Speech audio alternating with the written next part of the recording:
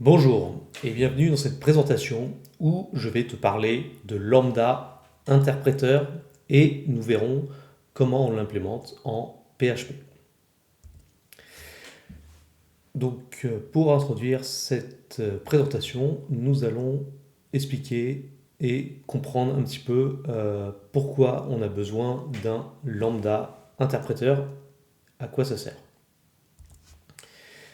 L'idée derrière lambda interpréteur, c'est de pouvoir définir un langage qui permet de process des flots de données avec les principes de la programmation fonctionnelle. Donc si je reprends un peu la phrase, d'une part, nous avons la notion de langage.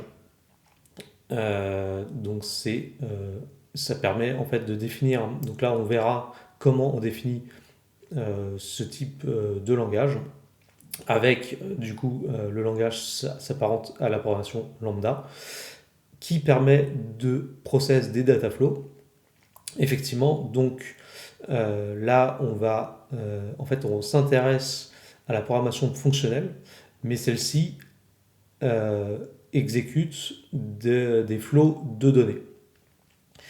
Et du coup, le langage va permettre de travailler avec des fonctions. Et l'idée, c'est de comprendre un petit peu ce qu'est la programmation fonctionnelle et ses principes. Donc, de quoi on va parler exactement? Pour reprendre un peu le contexte, j'avais précédemment fait des présentations sur un peu le sujet de lambda calculus. Et cette fois-ci, je vais quand même faire un petit résumé. Donc l'idée, c'est de reprendre les travaux qui ont été effectués par Alonzo Church. Et c'est lui, à l'époque, qui a été le créateur du concept lambda calculus. Lui, ce qui l'intéresse, c'était aussi de rappeler que à l'époque, donc Church était aussi affecté avec Turing. Donc Turing, c'était l'élève de Church. Et Church, lui, il enseignait son concept de lambda. Et Turing en a découlé donc la machine de Turing qui permet du coup en termes d'implémentation, d'avoir une implémentation concrète au niveau algorithmique, au niveau ordinateur. Et ce qu'il faut savoir, c'est qu'il y a une équivalence entre parler du modèle lambda et parler du modèle de Turing.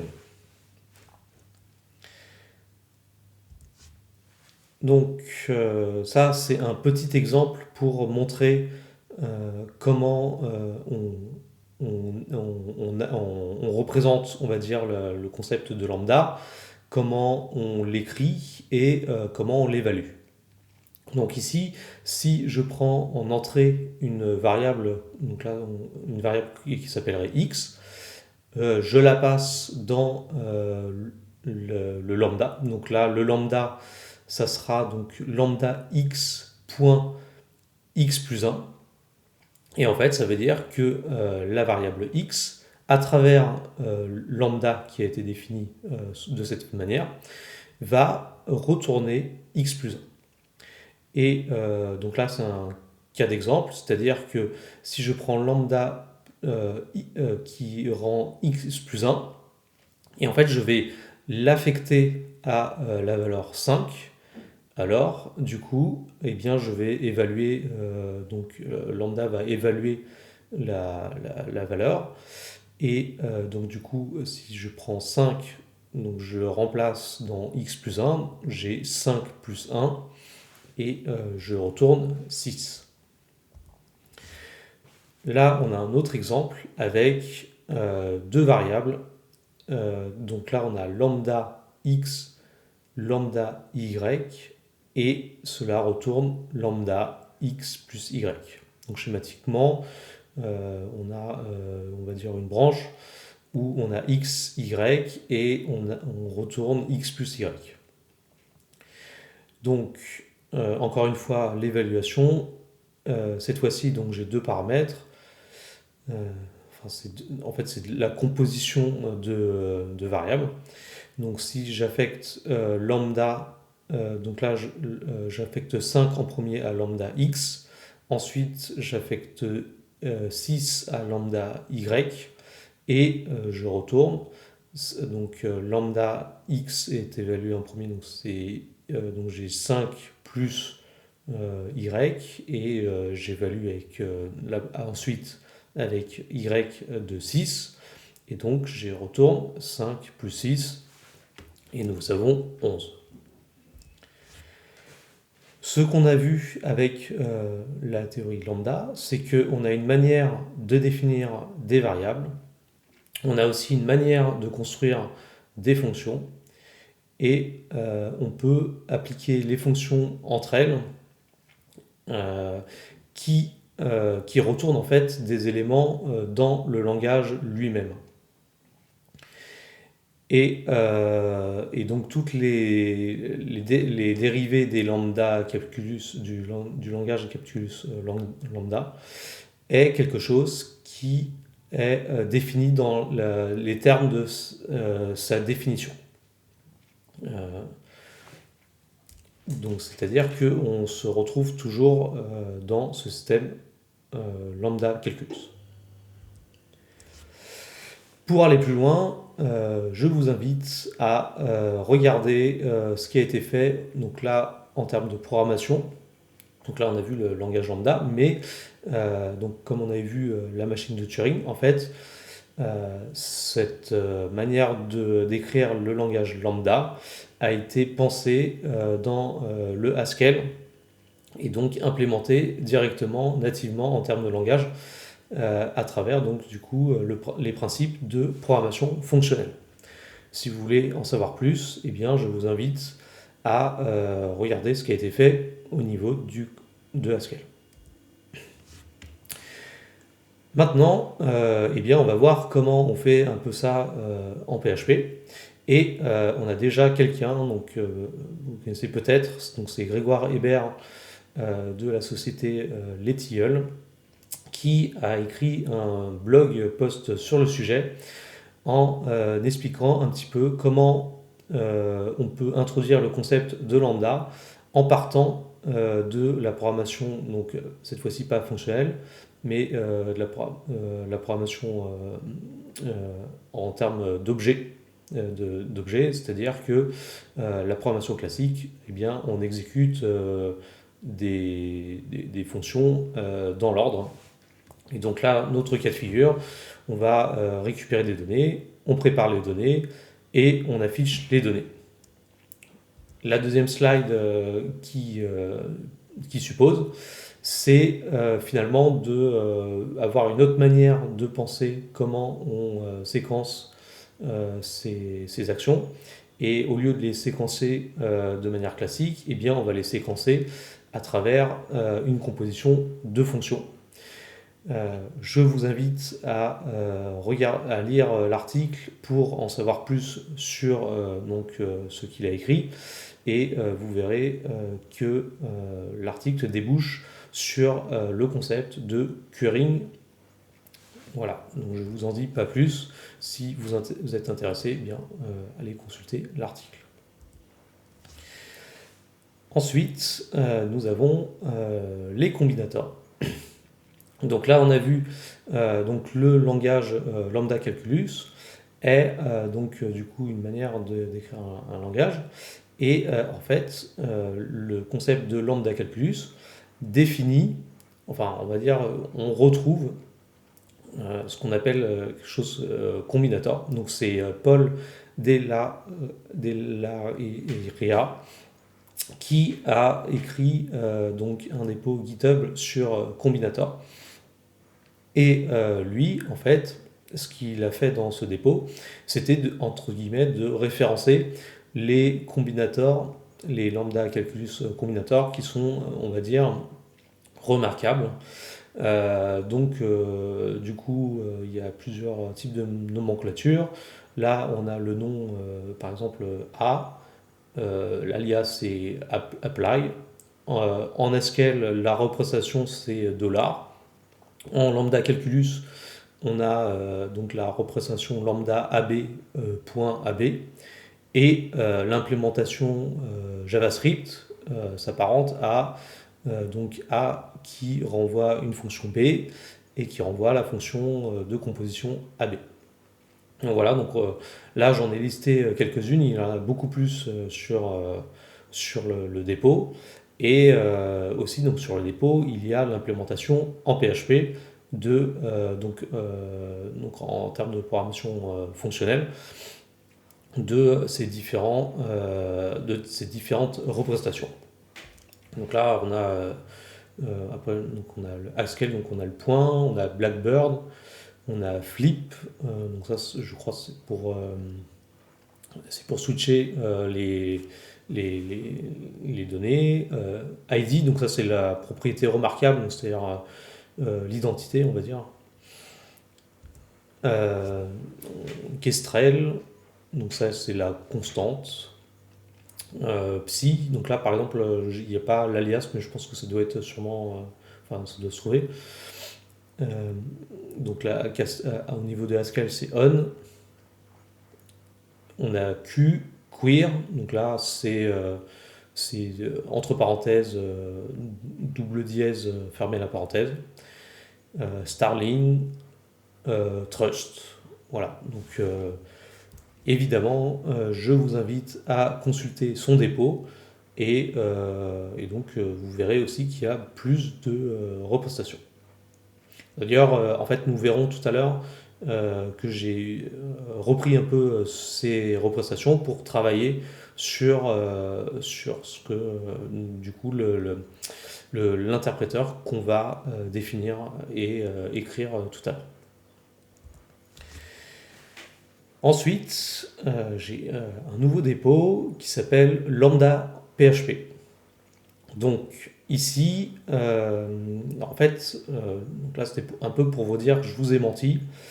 Il y a quelqu'un qui a déjà fait un lambda interpréteur en PHP et cette personne s'appelle Igor Wilder et vous pouvez consulter son travail sur lambda PHP GitHub à son repo. Donc lui, en fait, qu'est-ce qu'il fait de manière très simple?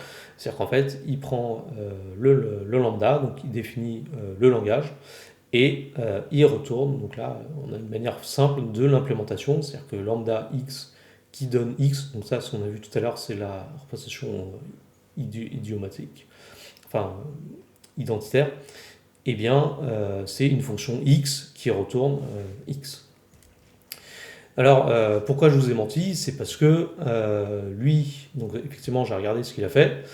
On va voir, donc, là, je vais vous présenter juste après donc, son travail. Et nous, ce qui nous intéressera, ça sera aussi de définir notre propre langage.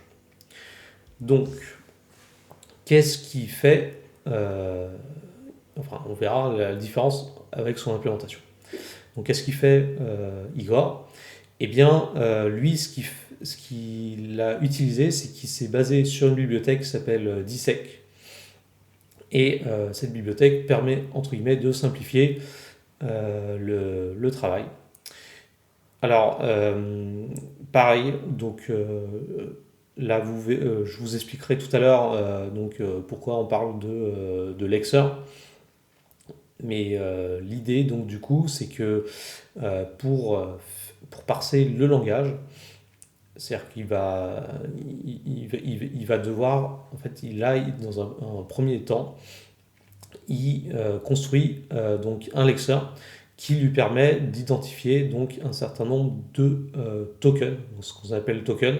Donc ça permet d'avoir des identifiants. Et donc avec la bibliothèque Dissec, il écrit de manière simple et on va dire en langage naturel ces tokens. Donc il a besoin d'un lambda, il a besoin de définir un identifiant, il a besoin du point de l'espace et des parenthèses. Ensuite, après le lexeur, il définit une grammaire, donc la lambda grammar. Et donc ça, pareil, donc on verra tout à l'heure, ça lui permet de construire un arbre syntaxique. Et donc ça, c'est ce qui est fait après le lexeur. Eh bien, on va travailler entre guillemets à plus haut niveau où on va construire un arbre syntaxique. Donc, c'est-à-dire que là, on va composer un petit peu au travers donc, des tokens la syntaxe que l'on souhaite parser. Donc, une expression, c'est défini, comme soit une lambda, une application, une variable ou des parenthèses. Et juste après, on a aussi d'autres définitions. Donc un lambda, c'est quoi? C'est constitué du token lambda, du token variable, d'un point, et de nouveau une expression qu'on vient de définir juste avant. Une application, c'est défini en tant qu'expression avec un espace et de nouveau une nouvelle expression. Donc l'expression, on l'a définie encore tout à l'heure. Une variable, c'est un identifiant. Une parenthèse, c'est constitué donc du token parenthèse, d'une expression et du token parenthèse fermante. Et du coup, donc là il fait un opérateur left, j'ai oublié pourquoi, mais du coup, et à la fin donc il démarre. Et en fait la première expression qui rencontre. Donc là, start expression, c'est pour dire qu'en fait, il s'attend à ce que quand il parse la chaîne qu'on va lui donner en caractère, enfin le langage qu'on va lui donner en caractère, eh bien, il s'attend à parser en premier une expression. Et du coup, voici comment ça marche. Donc le lexeur est construit. Le parseur donc, va utiliser la grammaire.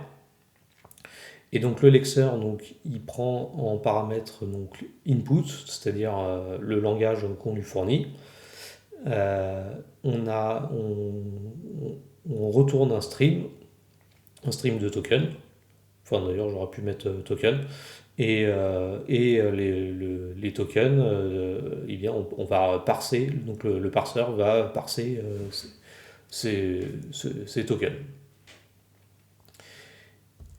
Et au final, donc là c'était la partie de parse, mais on a dit qu'on faisait un interpréteur, c'est-à-dire que au-delà de l'aspect compilateur, eh bien on va interpréter donc ce qu'on a besoin d'évaluer.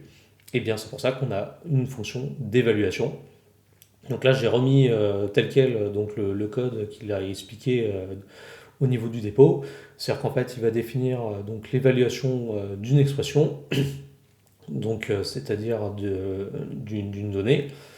Et bien du coup ça retourne une expression. On définit des environnements.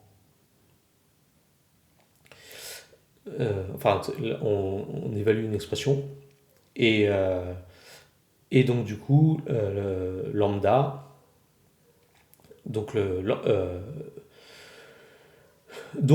c'est là où voilà, en fait c'est l'étape de transformer, c'est-à-dire qu'en fait on va transformer l'expression en code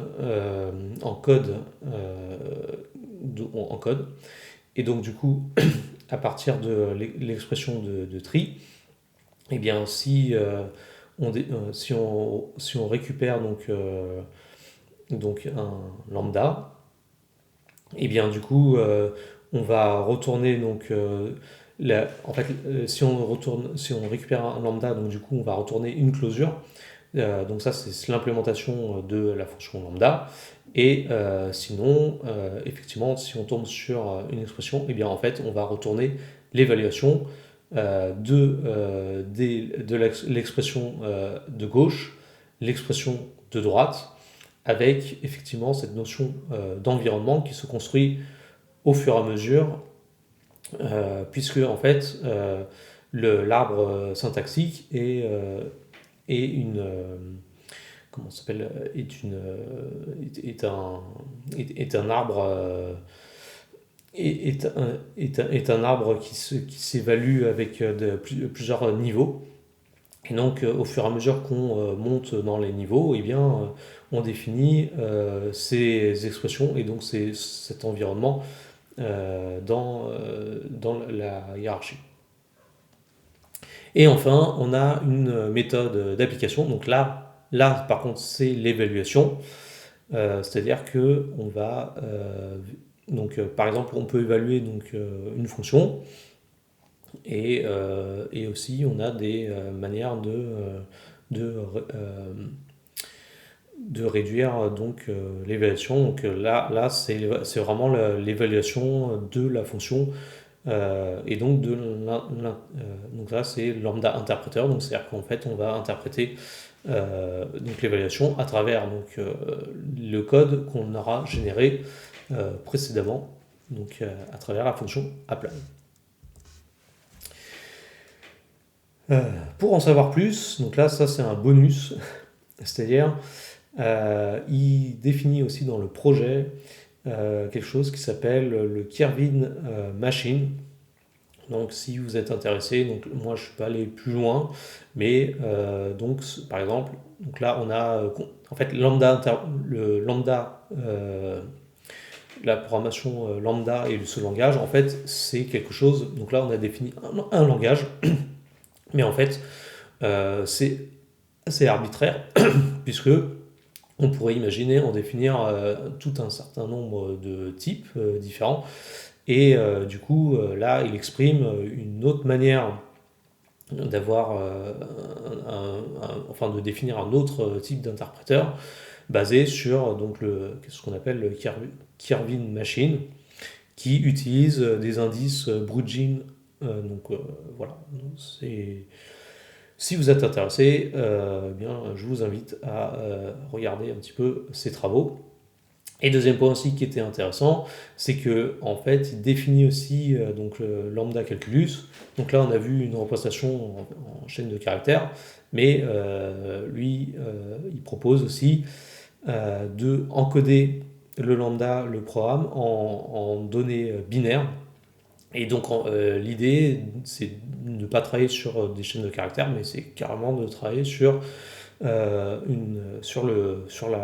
binaire, et donc du coup de pouvoir compresser cette donnée. Et en plus, il définit derrière des mécanismes d'input-output.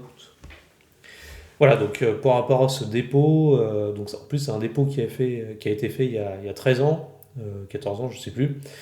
Moi je vous invite, si vous êtes intéressé, de consulter son travail. On continue. Donc là, on a vu comment faire un compilateur de lambda et un interpréteur, mais en fait, au niveau du compilateur, c'est-à-dire la phase lexer et grammaire, et donc de l'évaluation de l'expression, en fait, on a quelque chose qui existe déjà dans Symfony, ça s'appelle le expression langage. Et là, encore une fois, je vous invite à aller voir le blog de Damien Alexandre chez Joli Code. Et lui, en fait, il a écrit un blog pour dire voilà, si on a une expression qu'on ne connaît pas, eh bien, il y a une manière, en fait, avec Symfony, de créer de créer une fonction, de créer une fonction custom qui permet qui permet de faire de manière custom l'expression qu'on souhaite interpréter. Et donc ce que mentionne Damien Alexandre, c'est comment on va aussi l'implémenter en Symfony quelles sont les structures à modifier dans le code. C'est-à-dire qu'il faut passer sur les services Symfony pour déclarer l'expression interpréteur. Et, euh, et donc du coup, voilà, donc là c'est vraiment pour creuser dans Symfony comment on crée une fonction custom. Et du coup, moi, je me suis basé sur son article pour en faire un petit sujet. Donc, l'idée, donc, c'était de reprendre l'expression langage. Du coup, on associe à l'expression langage une fonction custom qui s'appelle lambda. Le lambda parser, en fait, on va le fournir. Donc là, ça peut être n'importe lequel, donc ça peut être un que vous avez créé, un qu'on a vu précédemment, ou celui qu'on va définir juste après. Donc on a un lambda parser. On définit en fait quel type d'expression on évalue. Donc c'est-à-dire qu'en fait là, la fonction, à partir de l'expression, va, va, va, va évaluer l'expression. Et aussi, on a une manière de définir les arguments que l'on. Donc, la première ligne, donc, c'est l'interprétation de l'expression. La deuxième ligne, c'est l'évaluation. Et donc, un petit exemple. Donc là, j'évalue lambda x avec 5. Et donc, si mon lambda parser fonctionne, eh bien, je retourne 5. Voilà. Donc, maintenant, on va commencer un petit peu à rentrer dans le vif du sujet, après avoir vu un petit peu tous ces éléments par rapport à la programmation fonctionnelle. Et du coup, moi, ce que j'ai fait, c'est que voilà, je voulais donc, par rapport à ce que fait Igor, ce qui m'intéressait, c'était de faire un truc from scratch. Et pour dire from scratch, c'est-à-dire que vraiment, je me suis basé sur d'autres documents. Donc là, on a une introduction à Lambda Calculus. Donc effectivement, on retrouve ce qu'avait défini Igor, mais pas tout à fait, puisque ici, dans ce document, une expression, donc c'est un name, donc c'est ce qu'on avait vu tout à l'heure, c'est un identifiant. C'est soit un name, soit une fonction, soit une application. Une fonction, donc dans lambda, donc c'est l'identifiant, donc avec un name et on a une expression, et une application, c'est une expression, c'est une composition d'expressions. Donc voilà, donc là, ce document, on va dire, donc c'est une introduction to the lambda calculus.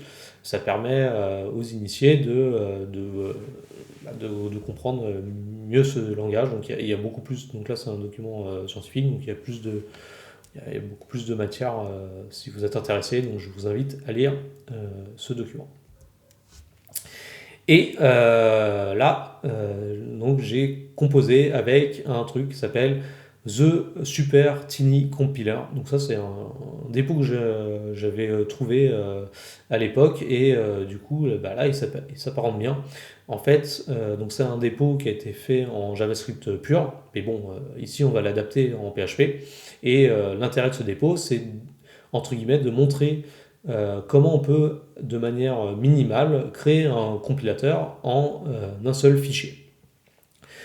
Donc c'est ce qu'on a un peu dit tout à l'heure, c'est-à-dire qu'on va avoir une notion de parsing qui retourne donc des tokens. Après, donc, on a une transformation qui va aboutir à un arbre de syntaxe. Et donc on a la partie corde de génération. Voilà. Évidemment, donc là c'est une manière minimaliste. Encore une fois, donc un compilateur, ça peut être, il peut y avoir plusieurs types d'étapes. Donc là, le compilateur qu'on va créer ici, c'est, on va dire, quelque chose assez simple. Mais si vous êtes intéressé par les compilateurs, il y a, donc là c'est pas le sujet, mais il y a matière à faire quelque chose d'assez poussé au niveau des étapes, quoi. Et donc du coup, cette fois-ci, bah, je vais vous montrer en concret, sur la démo, sur le projet Darkwood Flow. Et donc l'implémentation, je l'ai fait sur la classe Lambda Flow. Donc cette fois-ci, donc je vais passer sur le projet. Donc ici, c'est le dépôt GitHub Lambda Flow. Et donc là, c'est le Flow Based Programming. Donc en fait, pour faire un peu de pub, c'est effectivement le projet sur lequel je travaille, c'est-à-dire c'est un projet qui allie la programmation fonctionnelle et la programmation asynchrone. Et dans, on va dire, les types de flow que je définis, eh bien, j'en définis un qui s'appelle Lambda Flow. Évidemment, bon, si vous êtes intéressé par le sujet de flow, eh bien, je vous invite à regarder. Mais aujourd'hui, on va s'intéresser vraiment à ce qu'on a évoqué tout à l'heure, c'est-à-dire comment on crée le job lambda. Donc, pour créer un flow, donc j'ai besoin d'étendre de flow. Enfin, en fait, c'est un flow. C'est quelque chose qui étend de flow interface. Et donc, pour un flow interface, donc moi, le plus simple, c'est d'étendre de flow. Et du coup, en premier argument, donc j'ai un lambda job. Donc, on va voir ce que c'est. Donc, le job, bah, c'est ça. Et donc là, eh bien, et on va définir notre compilateur avec les principes de Super Tiny Compiler et le langage que je vous ai montré précédemment. Donc, comment ça marche? Donc, comme c'est un interpréteur, en fait, on a une partie d'invocation, c'est-à-dire que là, en fait, on va directement interpréter la donnée qu'on va lui renseigner. Alors, la construction du lambda job, en fait, je vais lui fournir donc le langage, c'est-à-dire l'expression lambda que je souhaite lui faire travailler. Et dans mon cas de figure, en fait, j'ai reposté ça sous une forme Unicode String. Donc ça, c'est de la bibliothèque Symfony. Pourquoi j'ai utilisé Unicode String? Eh bien, justement, c'est parce que on utilise le symbole lambda. Et du coup, pour parser tout ce qui est token, eh bien, c'est bien plus simple parce que l'encodage qui est fait, par exemple, sur le token lambda est un peu différent du token d'une chaîne de caractères. Et donc, du coup, en fait, en passant par Unicode String, ça m'a un peu simplifié la vie parce qu'en fait, le projet Flow est basé sur Symfony, donc c'est une bibliothèque que j'autorise en dépendance. Effectivement, l'idée c'était d'avoir aucune dépendance. Là, dans notre cas de figure, bon, on a une dépendance de Symfony. Voilà, c'était vraiment pour parser les caractères Unicode.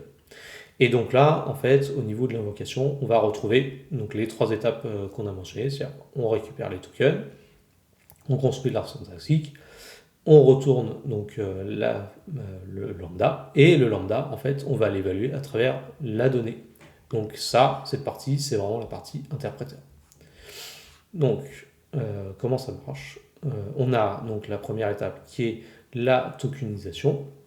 Alors donc moi, à la différence de Igor, donc vous verrez, donc là, ici, donc là, qu'est-ce que je fais? Donc, je retire les espaces, donc ça ne m'intéresse pas. Je match les symboles, donc là, en fait, ce qui m'intéresse, c'est de matcher tous les symboles lambda. Donc, en fait, on va construire notre arbre token en définissant un type et donc la valeur associée à ce token. Donc, c'est un tableau. Ensuite, on parsait les lambda. Ici, on va parser donc les variables. Alors, par exemple, à la différence de Igor, moi, mes variables, c'est des variables qui sont de type chaîne de caractères en majuscule et nombre. Voilà, donc c'est un peu ce qu'on peut retrouver entre guillemets en programmation. Euh, et donc du coup, on a un type, une variable et un match. Ensuite, j'ai les tokens point, parenthèse ouvrante et parenthèse fermante. Et bien en fait, je vais les qualifier avec leur type de manière en matchant. Donc point c'est dot, L parenthèse, R parenthèse. Et tout le reste ne m'intéresse pas.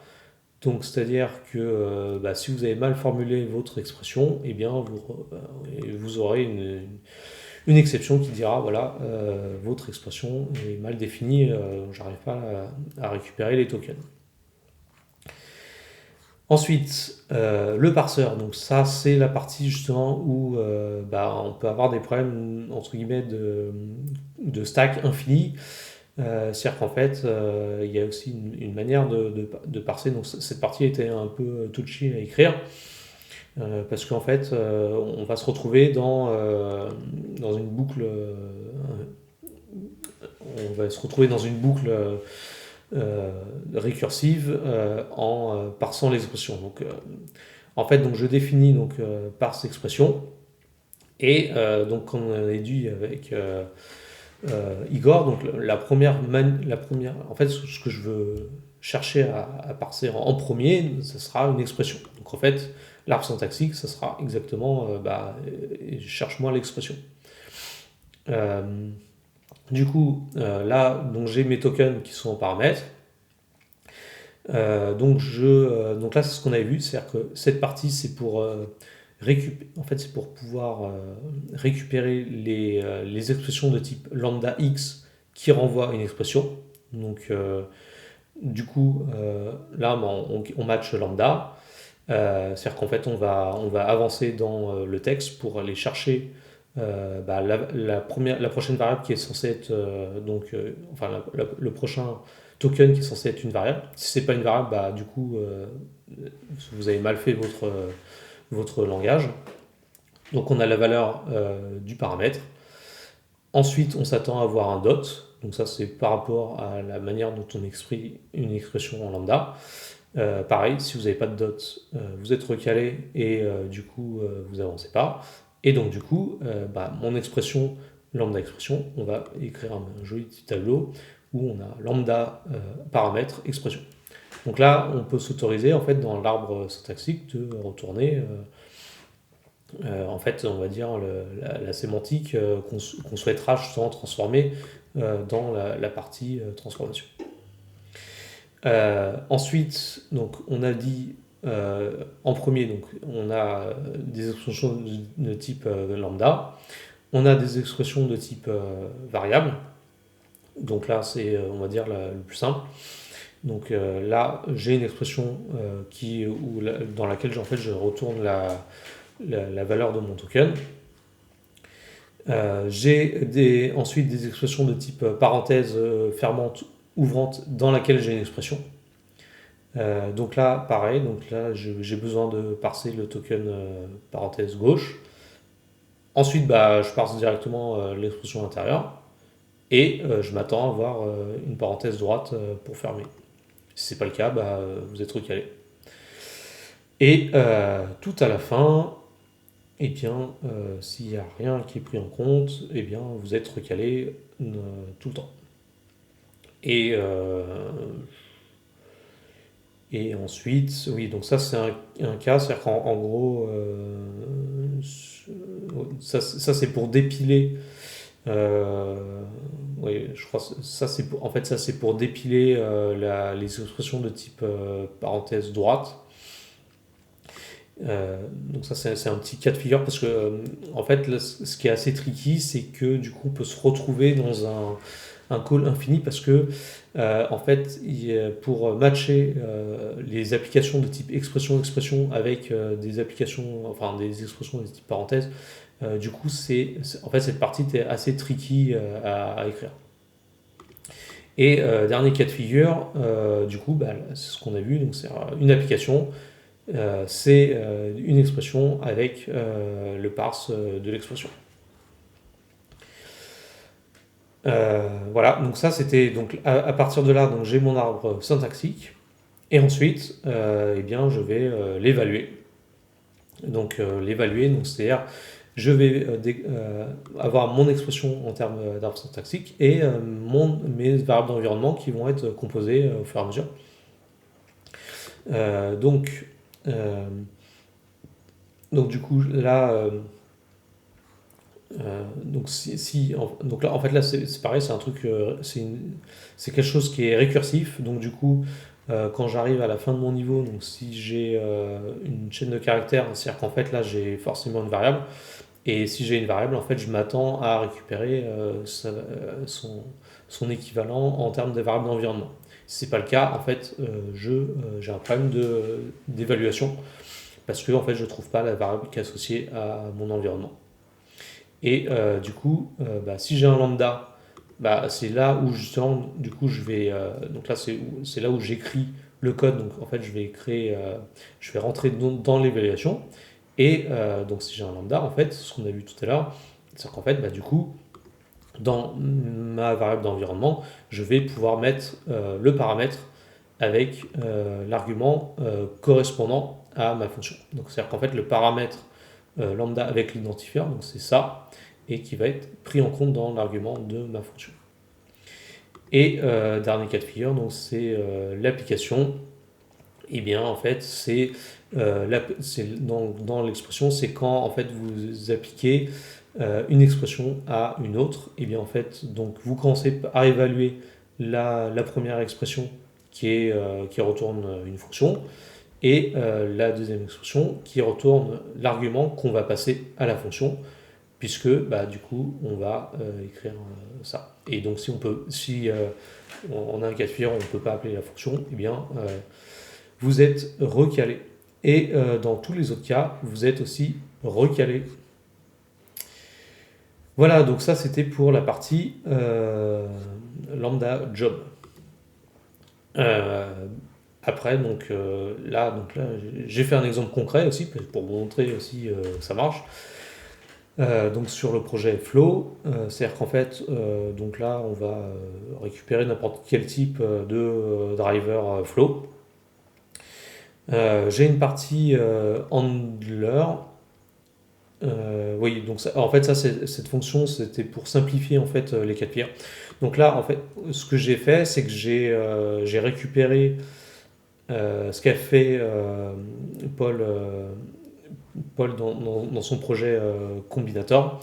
C'est-à-dire qu'en fait, moi, ce qui m'intéressait, c'était de reprendre un petit peu bah, tous ces.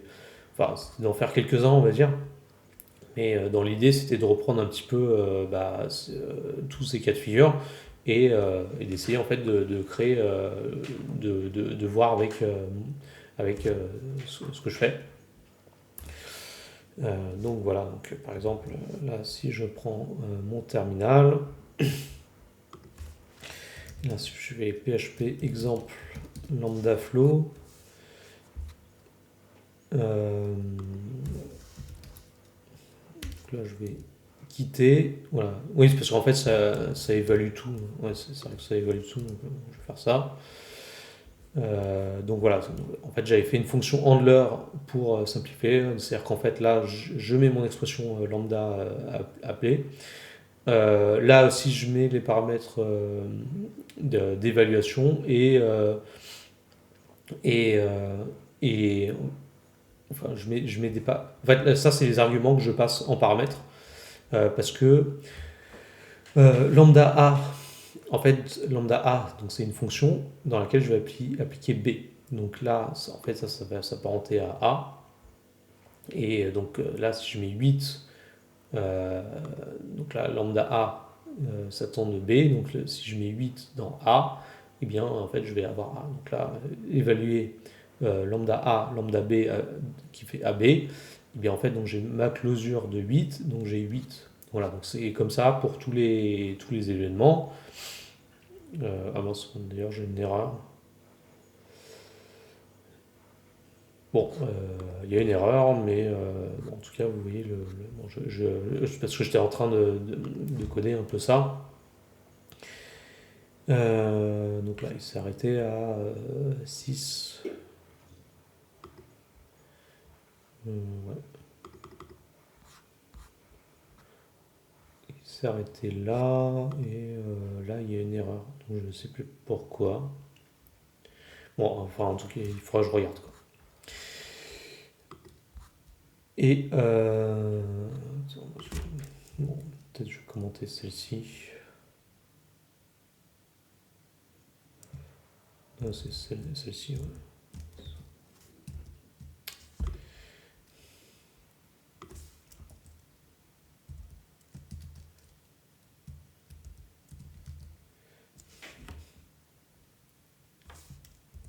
Voilà, c'est ça. Hop, voilà. J'ai aussi une erreur.